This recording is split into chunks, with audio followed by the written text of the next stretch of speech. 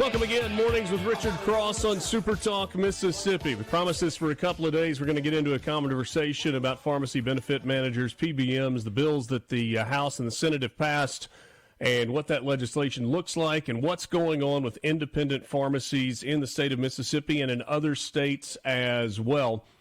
You know, in every business model that exists, you have, you know, there are multiple layers, right? You've got the manufacturer or the person who creates or makes a product.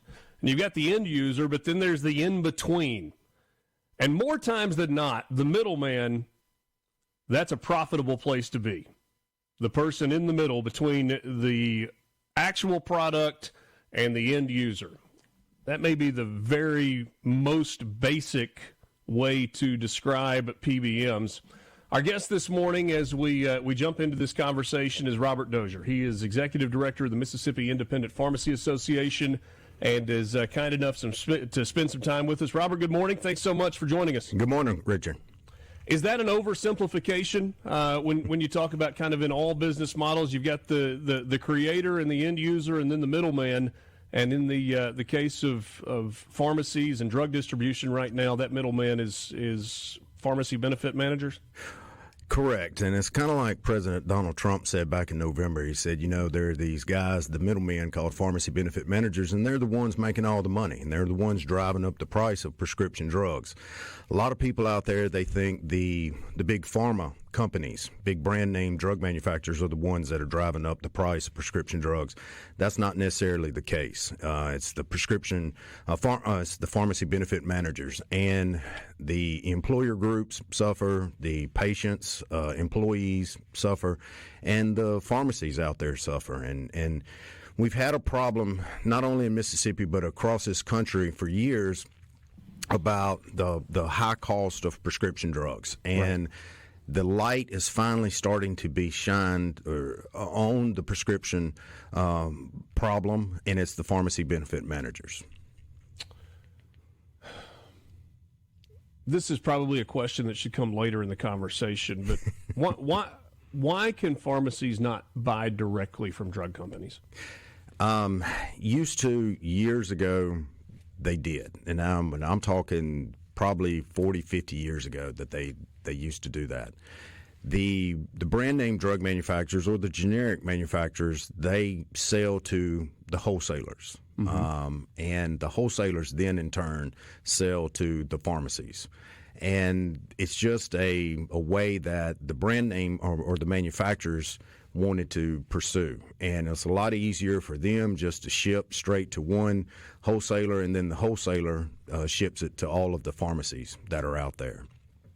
And I guess in the medical field or the healthcare system, this is not a unique model. I mean, when you think about companies that manufacture the parts that go in a knee replacement, they sell those to a distributor, and then the distributor works individually with doctors and hospitals and whoever else to get those parts into an operating room so that a knee can be fixed. So how is this different than other parts of the medical field where there is a middleman? Well, the middleman that we're talking about right here, the pharmacy benefit manager, they never come in contact with the patient like the independent pharmacy. Okay. Or the chain pharmacy. They sit in the middle, and all they are really doing is processing claims. That's how they started back in the 80s. They started as a processor, just processing claims, and then they got into being a third-party administrator, and then they said, oh, hey, you know what? We can make a lot more money if we sit here and we come up with these drug formularies. And that's when the rebate game started being played between the pharmacy benefit managers and the drug companies. The pharmacy benefit managers, they go to the drug companies and they say, hey, if you want to be on our drug formulary or our preferred drug list, you have to pay us a rebate. Well, they're basically, it's a pay-to-play game. The drug company has to pay a rebate to the PBM. The PBM then puts that drug on the formulary, and it goes out to the patients. And so when that happens, when that drug company pays the rebate, they in turn have to go up on their cost. And so at the end of the day, the patient is the one that really loses in this whole situation. I will use CVS as an example, only because CVS Caremark, which is kind of under the same corporate umbrella, is one of the, I guess they are the biggest PBM. I think you've got 3 PBMs that control about 80% of the market. Yes, 3 PBMs control about 80 to 85% of the market on a given year. So are the cost of drugs, if you go to CVS, a corporate pharmacy, compared to going to Robert Dozier Family Pharmacy, is there a difference in the cost that the end user, the patient, the customer is paying? The PBMs like to play a lot of games, and this is where one of the games that the PBMs play is steering. And what they do is the PBM will steer the patient to their pharmacy of their choice. Like in this case right here, CVS Caremark are under one umbrella. Well, Caremark is the PBM, CVS is the pharmacy. The PBM will maybe sometimes steer that patient to their own pharmacy, whether it might be a retail pharmacy or a mail order pharmacy. And so therefore, the patient really doesn't have a choice. They're forced to go to a particular pharmacy. And they do play games with different copays and everything else like that. What we have to do is we have to have some kind of PBM transparency. We have to have PBM reform in this state and across the nation. And matter of fact, as of today, probably around 9 a.m. our time, 10 Washington, D.C. time, the House Energy and Commerce Committee is having a meeting on PBMs. And this is one of many meetings they've had on the federal level. So you represent independent pharmacies. You're the executive director of the Mississippi Independent Pharmacy Association. So this is obviously on your radar, but I think it's getting on more people's radars. I have been, it's fine, have been inundated with texts and emails and messages from pharmacy owners across the state of Mississippi, family pharmacy, small pharmacy owners, who's saying we can't survive in this environment indefinitely. If you have been on Facebook, you have seen most likely some of the pleas from independent pharmacies to, hey, reach out to your legislator and say we need a solution.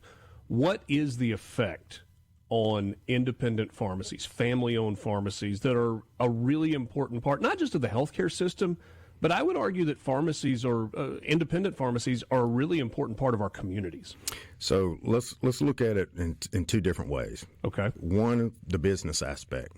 These independent pharmacies are forced to take these contracts by the PBMs. It's a take it or leave it contract. There's no. So if you want drugs to distribute to your customers, you have to sign a contract with us. You have to sign the contract to be in the network, and there is no negotiating. It is a take it or leave it contract. And if you do not sign the contract, then the patients that you have had for 10, 20, maybe 30 years, they are forced to go somewhere else to be in network.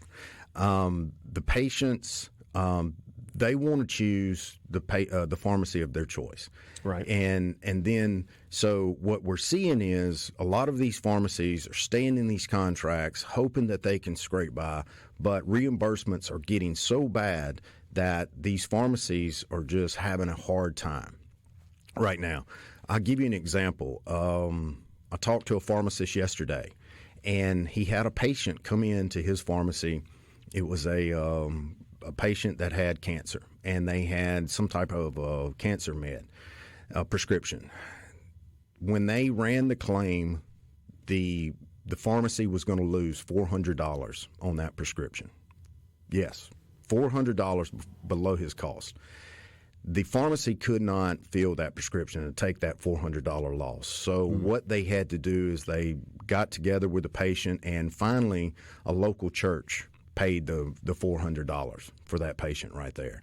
And so what if the church didn't step up, or what if somebody didn't step up? And you have this patient that needs that medication, and you really can't blame the pharmacy right here for taking a huge loss. No. And such like that. So where does that $400 deficit come from? That it is between the purchase price that the pharmacy pays for the drug on the wholesale level and what they're reimbursed from the PBM. And the PBM, this is a game that the PBMs play all the time. So if I need cancer medicine X and it costs $100 and the PBM buys that from the manufacturer and then they turn around and they sell it to me? No, the drugs are... Hold on, I just confused that and we're up against a break. I'm going to let you explain what I'm missing in this equation when we come back. Quick time out, visiting with Robert Dozier from the Mississippi Independent Pharmacies Association. We're back with you on Mornings with Richard Cross right after this. Welcome again. Continuing our conversation with Robert Dozier, Executive Director of the Mississippi Independent Pharmacies Association. Robert, I feel like I muddied the water as we were going to the break, and I didn't intend to do that. I was just trying to completely understand this fee structure that we're talking about. So the example that you used was a man needed a cancer medication. He went to his pharmacy. The pharmacy was not going to be able to fulfill that because they were going to lose $400 by filling that prescription. And then there was a local church that stepped in and said, we'll make up the difference. So the pharmacy buys the drugs from a drug wholesaler. Okay. The pharmacy benefit manager, they are the one that reimburses the pharmacy for that prescription. The pharmacy fills the prescription. They process the claim and everything through the PBM. The PBM reimburses the pharmacy. All right, so what the difference is what the pharmacy pays for that medication and what they're reimbursed is the deal right there. So in this case right here, like a lot of cases here lately, the PBM, they are reimbursing the pharmacies below their actual cost for the medication, and that's what is the rub right now in the independent pharmacy world. PBMs. So there's not just one middleman; there are multiple. So there's the manufacturer, and then the wholesaler, and then the PBM, and then the pharmacy. The PBM is the biggest middleman out there right now, and they're the ones that are in control of this entire prescription drug model. They are holding everyone hostage. Remember, I was telling you about the brand name drug manufacturer having to pay a rebate. It's kind of a pay-to-play deal. Well, then they come over here to the employer group. They tell the employer group, hey, this is what we're going to charge you. Then they tell the patient, this is what your monthly premium is going to be. Oh, and by the way, we're going to set your copay for all of these particular drugs. Then they tell the pharmacy, hey, these are the contracts right here. It's a take it or leave it contract. There's no negotiating. Everybody loses in this model except the PBM. The PBMs are the ones that are making all the profit, and they are dictating all the terms. So I have a friend, he and his wife are an independent pharmacy owner, and he sent me a message. He said, Robert's going to tell you about all the bad things about PBM and how independent pharmacies are getting screwed. And that is 100% true. No one is for PBMs.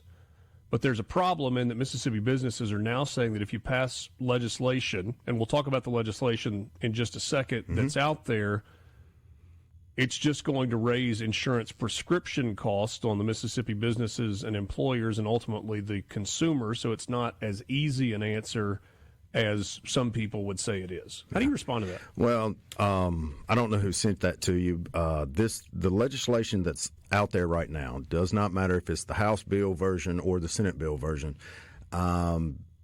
It's not going to raise costs. The PBMs are notorious about saying any piece of legislation out there that changes their model is going to raise costs. And it's always been a scare tactic. And they go straight to the employer groups. And they don't do this just in Mississippi. They do it all across the country. And it says, we're going to raise costs. It's going to raise costs. Well, okay, show me. Show me how it's going to raise costs, okay? And no one has come to me yet and to point to something in these two bills that says it's going to raise costs. The independent pharmacies would not go out there and tell me to try to pass a piece of legislation that would raise cost on their patients. The patients are paying enough as it is. And we understand that rising cost of health care is one of the employer group's biggest concerns right now. What is the role that insurance companies play in this? The insurance companies, they do a lot of the same things as the PBMs in some cases. The insurance companies, they negotiate rebates with the drug manufacturers and everything else, and it's a lot of times it's a take it or leave it contract to the pharmacies as well from the insurance companies. So very similar. They're running parallel. All right, so you mentioned it a second ago. There's a House bill that has been passed and has been sent to the Senate. There's a Senate bill that has been passed and has been sent to the House. Now they've got to try and find some common ground for the best solution that they can get to for the benefit of independent pharmacies addressing the PBM issue. What's the difference in the two pieces of legislation, and what is the legislation in a perfect world? What does that look like for you, for independent pharmacy owners? Oh, a perfect world scenario? Perfect. Is that just elimination of PBMs altogether?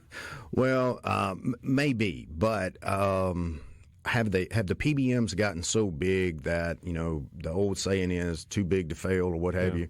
We would have to probably readdress the entire healthcare system right here. But we definitely need PBM reform and PBM transparency out there. The big difference is we have Senate Bill 2677 and House Bill 1123. Okay. The Senate bill is a more comprehensive with broad amendments to the existing PBM regulations.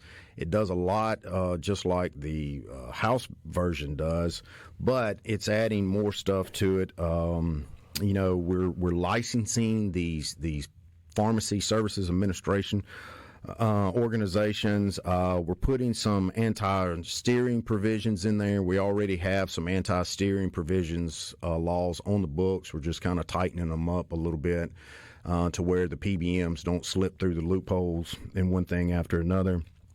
The contract transparency, we're basically saying these PSAOs, they have to provide a pharmacy a copy of their contract, and that's a whole nother issue over there.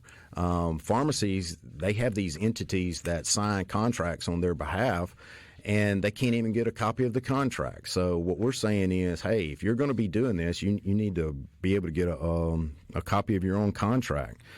The 2677, it would require that these prescription drug cards that are out there pay within 7 days. A lot of times they pay within 30, 40, 50 or 60 days, and that's a lot of money that's on the books that these pharmacies need right there.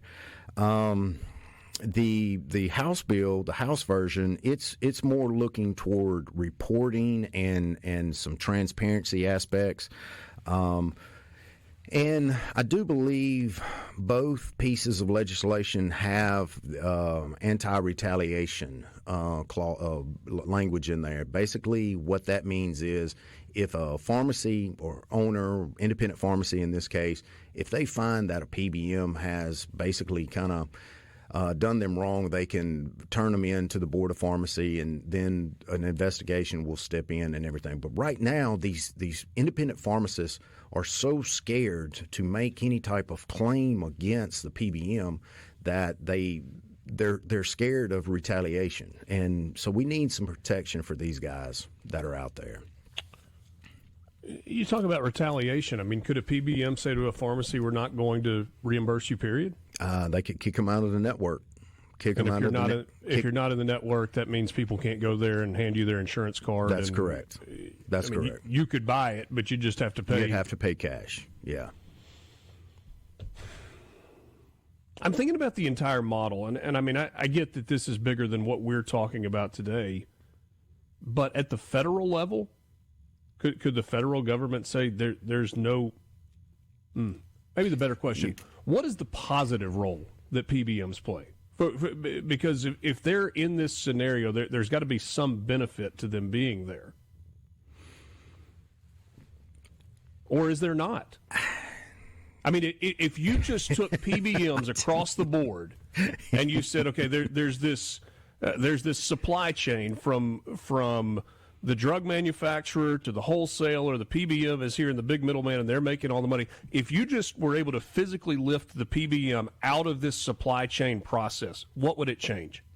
You would have you'd probably have better healthcare outcomes, because the PBMs, they sit here and they say, we are the ones that are helping keep prescription drug costs lower. Well, as far as I can remember, prescription drug costs have steadily gone up, and then patient outcomes, they really haven't improved over the years either. You know, Americans, we're sitting here, we're taking a prescription for everything that's out there, and if the PBMs were really doing their job, prescription drug costs would be going down, and Americans would be probably more healthier. But the problem is, when you really get to looking at it, the PBMs, if they start driving the cost of the prescriptions down, they're going to work themselves out of a job. And they have to keep the prescription drug cost up. If not, they're not going to be profitable to their shareholders. Is there any legislation at the state level that really changes this? Our association, we really like the language in 2677, the Senate bill. Okay. And now, is it perfect? No, it's not. Our association had to give up a big part of that legislation. We felt like that was something that we could give up and everything. Really didn't want to, but you don't always get everything in the legislation. What did you have to give up? Well, we were looking at more of a change in the fair reimbursement model, more of a cost plus model than the one that we use or forced to use now. I'll ask you that on the other side of the break. We'll wrap up the conversation with Robert Dozier when we come back. He's executive director with Mississippi Independent Pharmacies Association. Take a time out. Look, there's no doubt this is a complicated issue. It's a complicated subject. The people that tell you, oh, it's simple, it's just this, maybe I'm not very smart, but that feels misguided. We're back with you right after this on Mornings with Richard Cross. Thanks for being with us this morning. This is Mornings with Richard Cross on SuperTalk Mississippi. Robert Dozier is my guest. We're talking about PBMs and independent pharmacies, specifically in Mississippi, and the plight that they are facing right now. Robert, who regulates PBMs? In the state of Mississippi, the Mississippi Board of Pharmacy licenses and regulates the pharmacy benefit managers. Didn't you say earlier that the pharmacy board can't go in and investigate? Well, they have some limited powers and everything. That's one thing that we're kind of looking at doing, is kind of strengthening those laws that are already on the existing books right now. So regulation without investigation and enforcement power, or very limited investigation and enforcement power, is not a lot of regulation. Yeah, that's right. But look, the Board of Pharmacy cannot go in there and start telling the PBMs how to price medication or anything like that. They're trying to go in there and make sure that the PBMs are following the existing laws that we already have on the books. And with any industry that's out there, they have a lot of attorneys that can sit down and poke holes into the existing laws and everything, and kind of maybe go around them. So what we're trying to do is tighten up these loopholes that the PBMs are getting around and everything, and try to protect the profession of pharmacy in the state of Mississippi, and ultimately help the patients in this state.